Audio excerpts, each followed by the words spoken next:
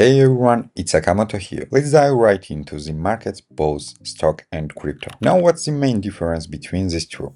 In the stock market, we are buying, selling, and trading tangible assets like oil, gold, silver, and real-world currencies. Essentially, it's all about physical real-world assets. But in the crypto market, things are different. Here we are dealing with virtual assets, cryptocurrencies like Bitcoin, Ethereum, NFTs, and other digital goods. It's a whole new world where innovation is happening every day. As of today, the global stock market has a capitalization of around $111 trillion, which is massive. But the crypto market, which is relatively young, is already valued at about $2.5 trillion.